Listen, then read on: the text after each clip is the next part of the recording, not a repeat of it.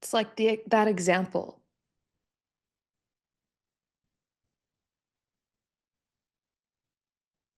of the iron bar and the magnetic iron bar.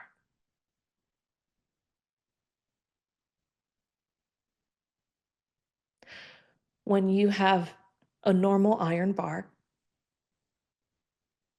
all the atoms within that bar that compose the totality of that iron bar, they're all chaotic.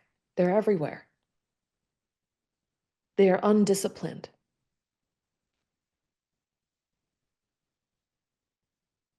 The efficiency and the capabilities of that iron bar are limited.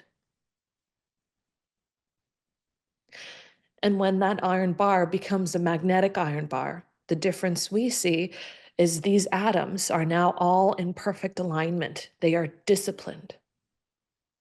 And that discipline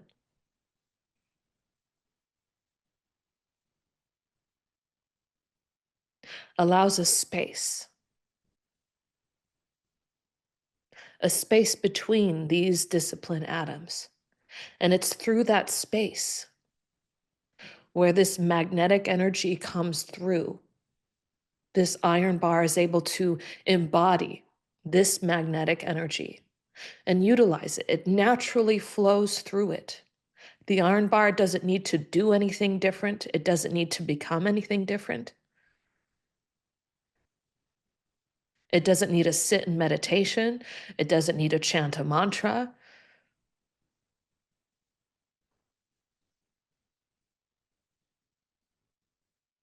For a material, the character of a material are those inbuilt atoms.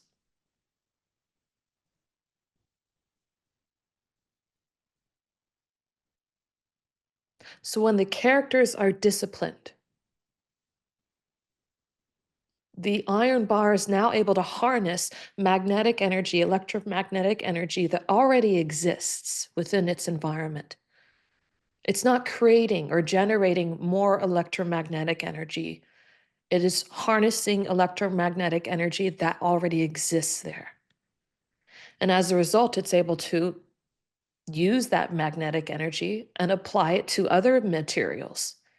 It can even make other iron bars magnetic just by its presence.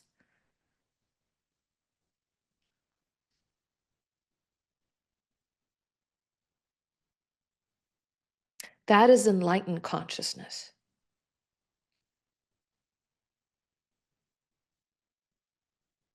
When we say following the will of God, that means following the principles and fundamentals that are inherent to consciousness itself.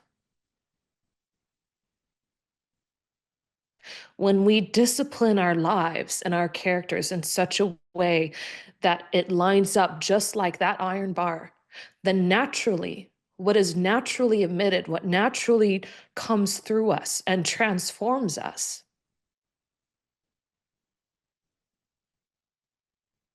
is that pure consciousness of God, of divinity.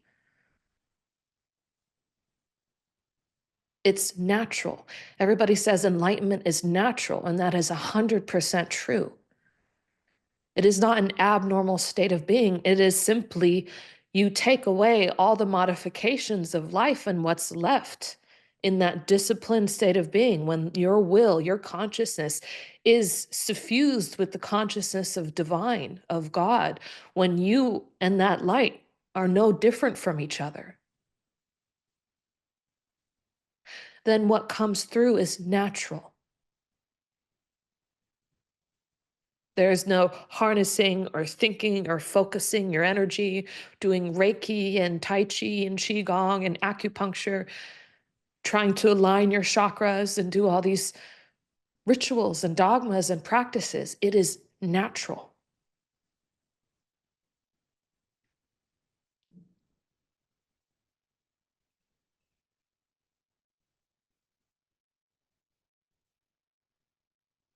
God didn't create acupuncture, Tai Chi, and Qigong. God created awareness. It's the human mind that created these rituals and dogmas to try and bring us back to that pure awareness. They're not necessary. It's like the ritual, the practice itself, it's meant to point to something.